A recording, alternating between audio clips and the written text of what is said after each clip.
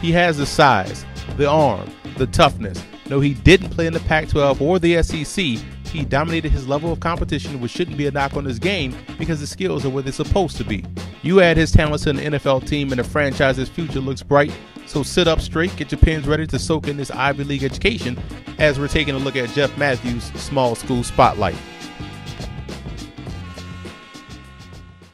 Welcome to FootballGameplan.com, where football makes sense. I'm Emery Hunt, the czar of the playbook. Bring you a 2014 NFL Draft Special. We're taking a look at Cornell's Big Red quarterback, Jeff Mathews, in our Small School Spotlight. So let's go inside the film room and take a look at the coaches' tape to see why Mathews is one of the most underrated quarterback prospects in this year's draft. One of the important attributes you're going to need at the NFL level is arm strength, and those that don't can get by with great anticipation, but that's not the case with Mathews because while he does show solid anticipatory skills, he has a cannon for an arm. You're going to see two examples of this versus Bucknell. On the first play, Mathews is set up on the right hash and will make a throw to the bottom of the numbers on the far side of the field. That's a 5-yard speed out that ended up being a 15-yard gain, but once you add in the position on the field and the angle, it's equivalent to a 30-yard pass on a rope. Now let's take a look at it from the end zone angle. To be able to hit a speed out from that far away where the receiver doesn't have to break stride says a lot about not only your ball placement but also your arm strength as well.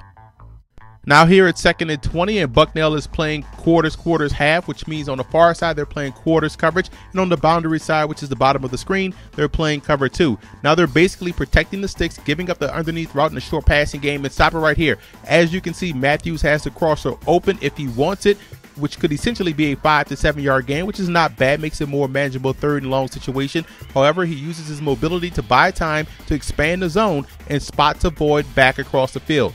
Now, as a coach, under no circumstances do you authorize this decision unless it works, of course, because you're worried about the defense's reaction to the ball to make a play on a long throw back across the field. But because of Mathews' arm, he's able to beat the reaction and the recovery of the defense for a completed pass.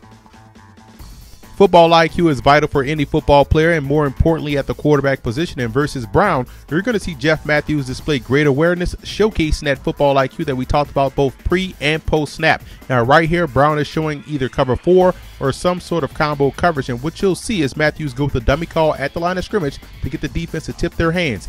Now that he has an idea of how they're defending, he now knows where to go with the football. The pre-snap tip-off hints at cover 2, and post-snap just confirms that. And Mathews now knows that the soft spot in this zone is in the middle of the field and fires a strike for the first down.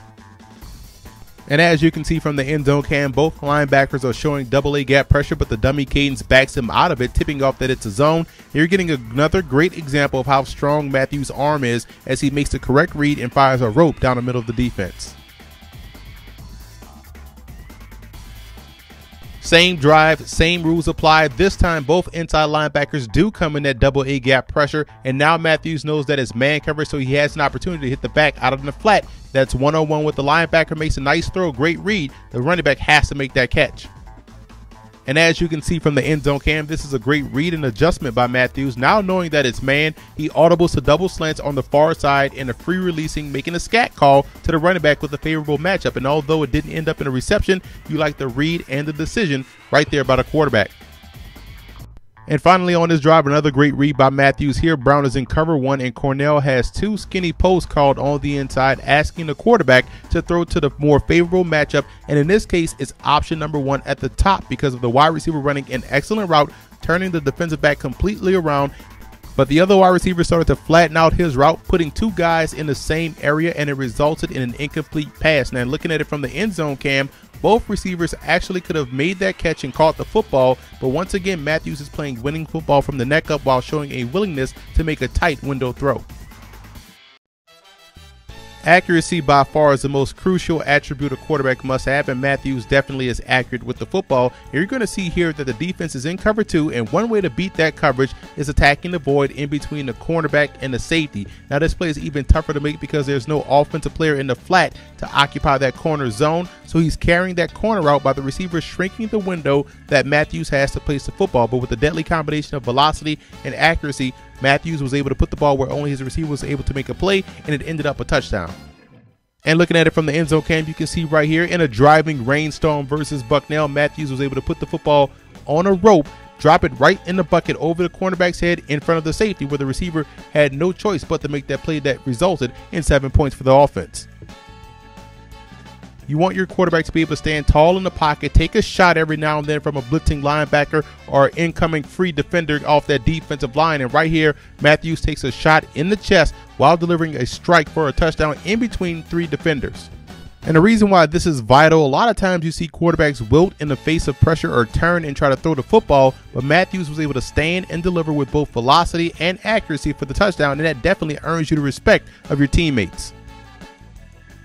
And finally, for a quarterback, you have to have touch when you throw the football. Even if you have a very strong arm, at times you're going to have to take a little bit of steam off of it, especially on deep passes when you're trying to hit big plays downfield. And you're going to see right here, Mathews shows tremendous touch on a deep ball with enough velocity to where the receiver can still run underneath it and doesn't have to break stride, resulting in a big play against Bucknell. And when you have a quarterback like Mathews that has all of these attributes, you're able to open up the playbook and attack defenses at every quadrant of the field, which is why I think this is a guy that can be a legit starter in the NFL, a guy with big-time talent just playing at a smaller college. So while you're sitting back there watching this quarterback and that quarterback, remember, ignorance is bliss. While someone's going to get themselves a steal on Jeff Mathews, a gunslinger with the accuracy of a sniper that just doesn't miss.